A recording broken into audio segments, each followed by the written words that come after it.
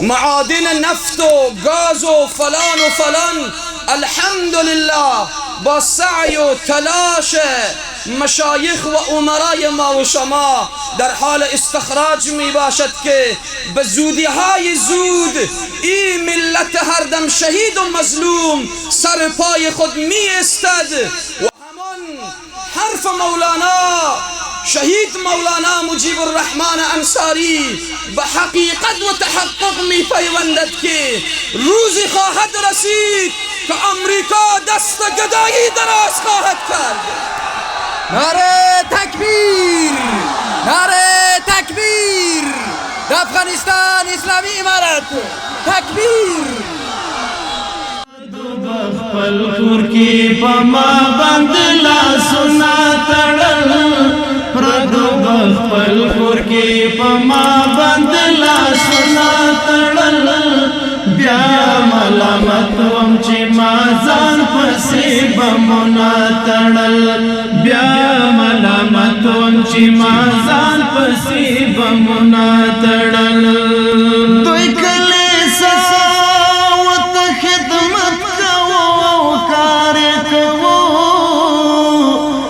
کلیسا ورته خدمت کوو او کار کوو دوی کلیسا قلوبنا من النفاق واعمالنا من الرياء واموالنا من الربا واعيننا من الخيانه والسنتنا من الكذب.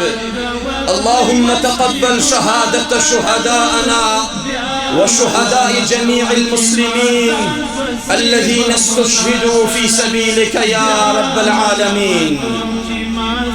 در نخست المحفل زیبا و نورانی و قرآنی را خدمت شما حاضرین گرامی، مشایخ کرام، خدمت تمام امت اسلامی، خصوصا خدمت جناب محترم شیخ التفسیر والحدیث حضرت مولانا محمد ولی حقانی، ریاست مدرسه جهادیه و سایر مشایخ و علمایی که مدرس هستند و شبان روز زحمت میکشند، خدمت همگی تبریک و تهنیت عرض می نمایم. الله منان این محفل نورانی و قرآنی را وسیله کفاره گناهان ما و شما بگرداند و الله از همگی شما مشتاقان و محبان علم و علما و مجاهدین و مبارزین و شفتگان راه شهدا قبول بفرماید. صحبت خاصی ندارم، نظر لطف مشایخ و بزرگان هست که برای بنده حقیر در این محفل عظیم و بزرگ فرصت دادن و درخواست نمودن و وقت دادن که صحبت بشود. قبلا استفاده بردیم از صحبتهای عالمانه و حکیمانه جناب مولانا صاحب مهاجر حفظه الله تعالی. نیازی نیست که ما بپردازیم به موضوع خاص دیگری، هم وقت تمام هست و هم در لحظات پایانی این جلسه نورانی قرار گرفتیم. مشایخ بزرگ در این جمع ما و شما هستند، خیلی متواضعانه نشسته هستند. شما شاید خبر نداشته باشید جناب عالی قدر والی مدبر ما و شما با یک عالم تواضع در یک گوشه نشسته هستند. سبحان الله. این را میخواهم بگویم، یکی دو نکته اشاره میکنم و بعدا رشته صحبت را میسپاریم به سایر مشایخ و بزرگان. این را میخواهم بگویم، بیشتر مخاطب من فضلایی که امروز دستار فضیلت بر سرشان گذاشته شده است، مخاطب من ایشان هستند. سبحان الله. در این سرزمین و در این خاک شیران و مهد شیران و مهد مبارزین و مجاهدین دو نوع معدن وجود دارد. دو نوع معدن، یکی معدن مادی هست و دوم معدن معنوی می باشد. که الحمدلله یکی در حال تولید و دیگری در حال استخراج هست. معادن نفت و گاز و فلان الحمدلله با سعی و تلاش مشایخ و امرای ما و شما در حال استخراج می باشد که به زودی های زود این ملت هر دم شهید و مظلوم سر پای خود می استد و همان حرف مولانا شهید مولانا مجیب الرحمن انصاری به حقیقت و تحقق می پیوندد که روزی خواهد رسید که امریکا دست گدایی دراز خواهد کرد. نعره تکبیر، نعره تکبیر، در افغانستان اسلامی امارت تکبیر. سبحان الله. ای از معدن مادی ما و شما معادن معنوی را میبینید. بکوری چشم دشمنان اسلام و بکوری چشم دشمنان این سرزمین تکبیر بلند.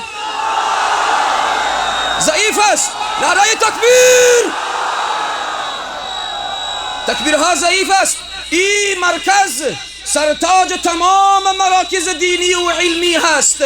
مرکز جهادی هست. تکبیرهای کفر شکن تکبیر. اینها پیروان واقعی اصحاب صفه هستند. اینها پیروان اسامه بن زید، سعد بن ابی وقاص، محمد فاتح. اینها پیروانی هستند که تمام امت اسلامی طرف اینها نگاه می کند. ای ملت قهرمان افغانستان، ای ملت مجاهد و مبارز افغانستان، حمد و ثنای الله را بگویید. حمد و ثنای الله را بگویید. شکر نعمت الهی را به جا بیاورید که تمام دنیا طرف شما نگاه می کند. امروز این دسته های گل، این فرشته های زمینی الگو هستند برای تمام مجاهدین دنیا. ای عزیزانی که امروز اخذ سند فراغت می نمایید، وظیفه شما امروز تمام نشده، بلکه از امروز وظیفه شما آغاز می شود. تمام دنیا طرف شما نگاه می کند. از این به بعد دنیا به دعای شما، به علم شما، به فکر شما، به علم شما، به خدمات شما نیاز دارد.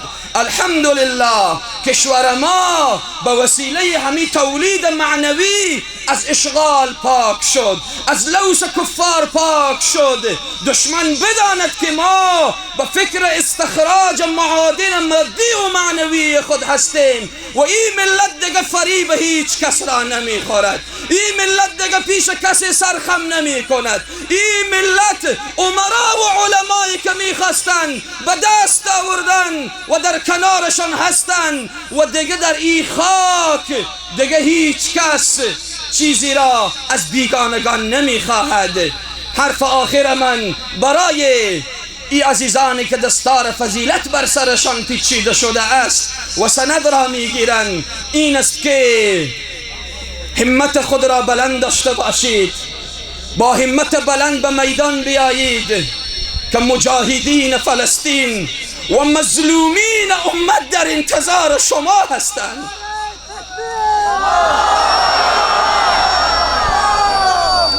مسئولیت شما عظیم و بزرگ است.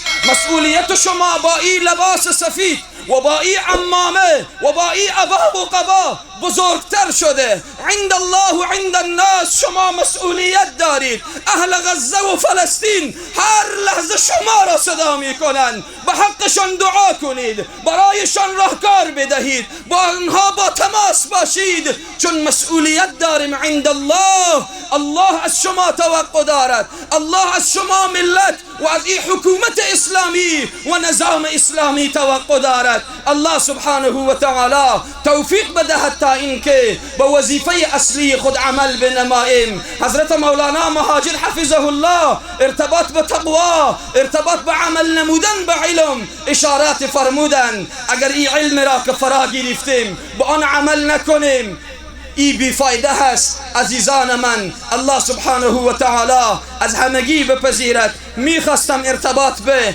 ارزش و جایگاه علم نکاتی بیان شود، چون وقت کاملا تمام هست، از این بیشتر وقت نمیگیرم. الله منان به عمر همگی شما برکت بدهد و الله از تمام مشایخ و مدرسین این مرکز جهادی، این مرکز علمی، الله بپذیرد که شبان روز زحمت کشیدن. الله سبحانه و تعالی همه ما و شما را خاتمه بخیر بگرداند. السلام علیکم و رحمت الله و برکاته.